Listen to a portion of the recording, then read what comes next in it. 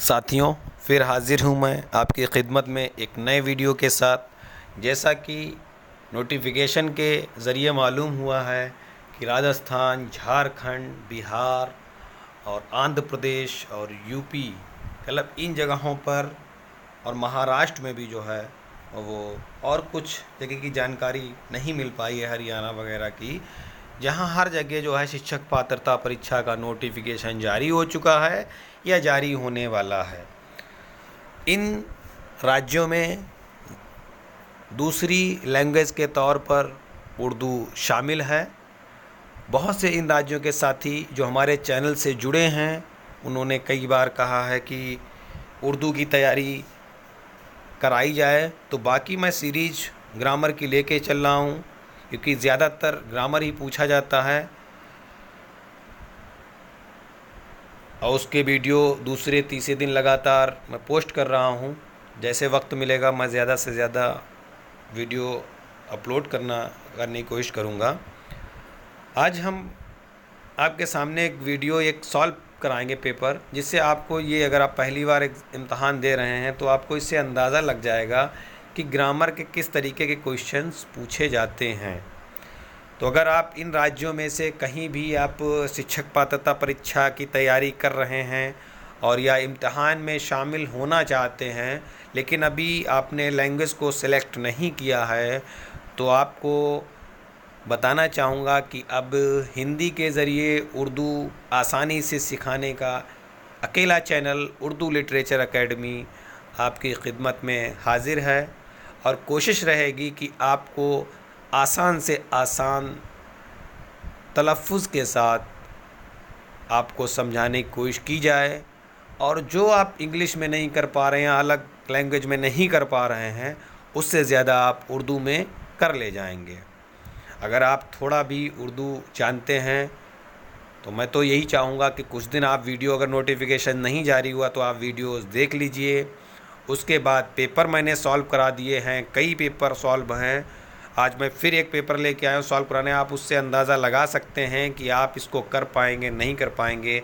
अगर आपका दिल कहता है कि हम इसमें इंग्लिश या अदर दूसरी लैंग्वेज से ज़्यादा नंबर ला सकते हैं, क्योंकि आपको 150 में से 90 नंबर लाने हैं, उसमें से जिस टॉपिक को आप अच्छे से तैयार कर लेंगे तो 25 तक आ जाएंगे, वही आपको पासिंग मार्क के करीब ले जाएंगे। तो आप सबसे पहले लैंग्वेज लेने से पहले, सेलेक्ट करने से पहले, फॉर्म भरने से पहले आप एक बार उन पेपरों को ज़रूर शार्प कर लें, जिससे आपको अंदाज़ा लग जाए कि हम कौन सी लैंग्वेज बेहतर तरीके से कर सकते हैं। अगर आपको लगता है कि उर्दू से हम अच्छा पेपर कर ले जाएंगे तो आप ले सकते हैं। हाँ, हमारे चैनल पे लगभग 125 वीडियो अपलोड हैं, और इन महीनों में मैं ज़्यादा से ज़्यादा वीडियो अपलोड करूँगा। टोटल आपकी ग्रामर पढ़ाने की कोशिश करूँगा, तो आप जुड़ सकते हैं। और अगर कोई भी आपका साथी है जो उर्दू लेना चाहता है, पढ़ा लिखा है, जानता है, या सब्जेक्ट उसके पास है, या कोई भी उर्दू का इम्तहान देना चाह रहा है या देने जा रहा है, तो उसको हमारे इस चैनल का लिंक ज़रूर शेयर करें। ये रिक्वेस्ट है हमारी आपसे, और वीडियो को ज़्यादा से ज़्यादा लाइक करें। आज हम आपको राजस्थान टेट, जो कि उर्दू, जो कि 2011 में प्राइमरी परीक्षा हुई थी, उसमें जो उर्दू के 30 सवालात आए थे, उनको मैं आपके सामने हल करने की कोशिश करूंगा। अगर कोई गलती होती तो ज़रूर कमेंट बॉक्स में लिखिएगा, और अगर आप सॉल्व पेपर और कहीं का बताना चाहते हैं तो आप कमेंट बॉक्स में लिखिएगा। कोशिश करके अगर मुझे मिल जाएगा तो मैं ज़रूर सॉल्व करूंगा। तो आइए देखते हैं क्या है इस वीडियो में। मैंने यहाँ पर अपना एक नोटिफिकेशन जारी किया है कि CT TET, UP TET, Andhra Pradesh TET, Bihar TET, Jharkhand TET और राजस्थान टेट आदि में अगर आप उर्दू ज़ुबान की तैयारी करना चाहते हैं तो बराए मेहरबानी हमारे चैनल को सब्सक्राइब ज़रूर कर लें। ये देखिए, बाब 2 यानी कि भाग दूसरा है, ज़ुबान फर्स्ट है। इस सेक्शन में आपको 30 सवालात दिए गए हैं, जिनमें तमाम सवालों के जवाब ज़रूरी हैं, कोई नेगेटिव मार्किंग नहीं है। तो आइए देखते हैं इसका 31 नंबर सवाल क्या कह रहा है। जिस हर्फ पर ज़बर होता है उसे क्या कहते हैं। ये राजस्थान का 2011 का पेपर है, वो मैं आपको सॉल्व करा रहा हूँ। उसके बाद भी जो मुझे पेपर मिलते जाएंगे, कुछ मैंने सॉल्व करा दिए हैं, उनको भी कराऊँगा। अगर आपको है तो आप मेरी ईमेल उर्दू लिटरेचर अकेडमी 786 पर आप अपना PDF सेंड कर दें, या आपको कोई क्वेश्चन करना है तो कमेंट बॉक्स में भी कर सकते हैं, हमारी मेल ID पर भी आ सकते हैं। तो जिस हर्फ पर ज़बर होता है उसे क्या कहते हैं? फ़तह कहते हैं, मफ्तूह कहते हैं, ज़म कहते हैं, या इनमें से कोई नहीं? तो हम इसका सही उत्तर आपको बताएंगे कि इसमें जो है, इस पर भी मैंने ज़बर पे वीडियो बनाया है, एक वीडियो। अगर आपको पूरा सभी देखना है ज़ेर को क्या कहते हैं तो आप वीडियो देख सकते हैं। तो इसका जो सही जवाब आपका हो जाएगा वो आपका ऑप्शन बी होगा, मफ्तूह, यानी जिस रूप पर ज़बर होता है उसे मफ्तूह कहते हैं। 31 का बी है। दूसरा सवाल है, दर्ज झेल में से कौन से एराब दुरुस्त हैं? एराब माने मात्राएं किसकी सही हैं? इदक लिखा है, अदक लिखा है, उदक लिखा है, इदुक लिखा है। तो इसमें जो लफ्ज़ है वो सही लफ्ज़ आपका हो जाएगा उदक।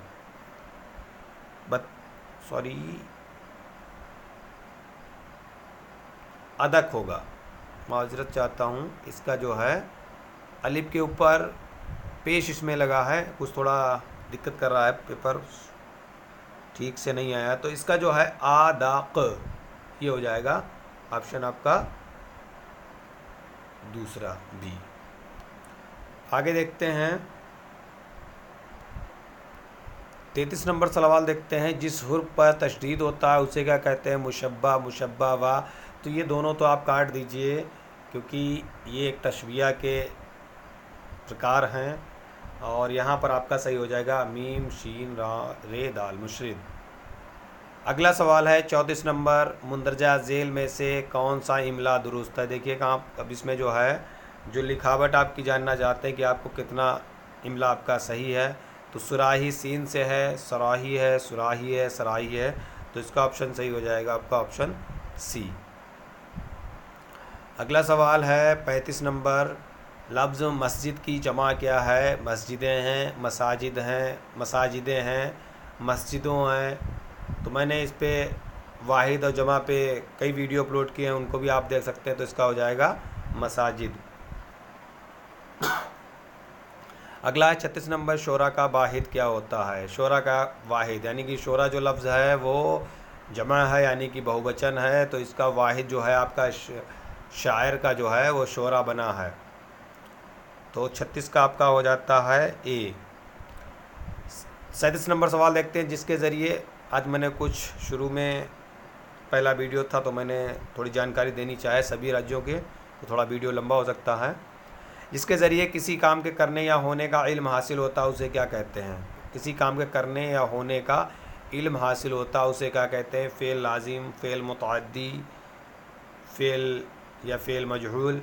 तो ये जो तीनों आपकी हैं ये हैं फ़ेल की किस्में।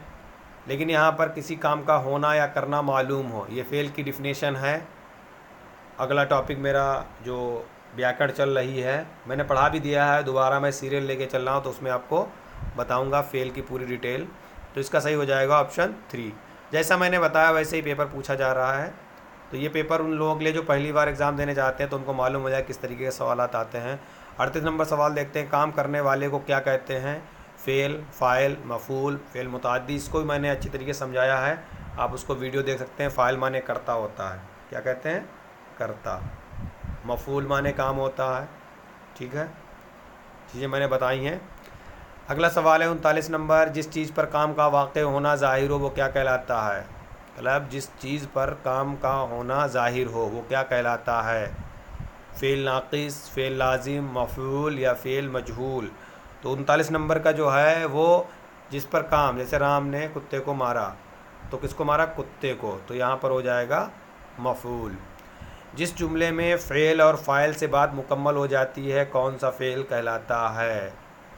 फ़ेल और फ़ाइल से बात मुकम्मल हो जाए, यानी कर्ता और क्रिया से ही बात मुकम्मल हो जाती तो उसको कहते हैं फ़ेल मारूफ, फ़ेल मुतअद्दी, फ़ेल लाजिम या फ़ेल मजहूल।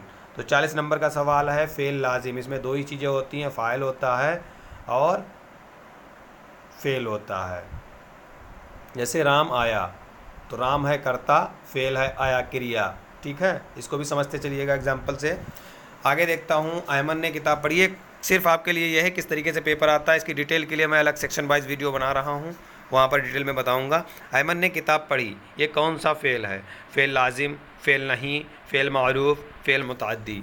तो फ़ेल अहमद ने क्या किया? किताब पढ़ी, कोई काम किया है। तो 41 नंबर का आपका ऑप्शन हो जाएगा फ़ेल मुतअद्दी, जिसमें क्या हो, कौन कौन चीज़ शामिल होंगी? फ़ेल, फ़ाइल और मफ़ूल, यानी काम। अहमद क्या है? फ़ाइल। पढ़ी क्या है? फ़ेल। और किताब क्या है? मफ़ूल। अगला सवाल है 42 नंबर, वो फ़ेल जो काम का करना नहीं सिर्फ होना ज़ाहिर करता है, उसे क्या कहते हैं? फ़ेल नाक़िस, फ़ेल मजहूल, फ़ेल अम्र, फ़ेल लाजिम। तो 42 नंबर के सवाल को देख लेते हैं कि जिसमें जैसे अहमद बीमार है, तो खाली ये मालूम हुआ कि उसकी खबर मिली कि वो बीमार है। ज़ाहिर है कि कौन बीमार है? अहमद बीमार है। दो चीज़ें मिली हैं इसमें, ठीक है, तो ये हो जाएगा फ़ेल नाक़िस। अगला सवाल है 43 नंबर, देखते हैं, साख्त के एतबार से लफ्ज़ की कितनी किस्में हैं? 3, 5, 2 या इनमें से कोई नहीं।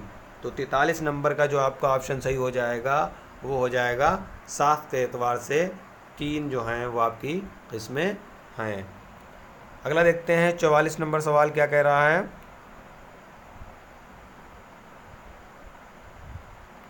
जेल में मुफर्रिद लफ्ज़ क्या होता है? कलब, एक होता संयुक्त, मुरक्किब कहते हैं, और अकेले को मुफर्रिद लफ्ज़ कहते हैं। गुलिस्तान, आब गुल, शौहर, खूबसूरत। तो इनमें से अकेला कौन है? तो 44 का आपका हो जाएगा डी,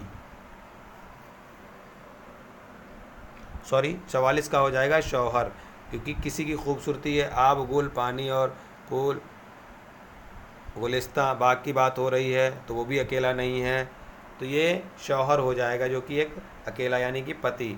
अब अगला सवाल है, इनमें से मुरक्किब लफ्ज़ कौन है? यानी कि संयुक्त। इन चीज़ों को ध्यान रखिएगा। अभी सीटेट में कुछ साथी एग्ज़ाम दे के आए हैं, उनसे मैंने पहले कहा था कि आप जो है ज़िद यानी कि विलोम शब्द हिंदी में बताया था, वो सवाल ही नहीं समझ पाए, और इतने आसान जैसे आया था रोशनी का अंधेरा होना था, नज़दीक का दूर होना था, लेकिन वो भी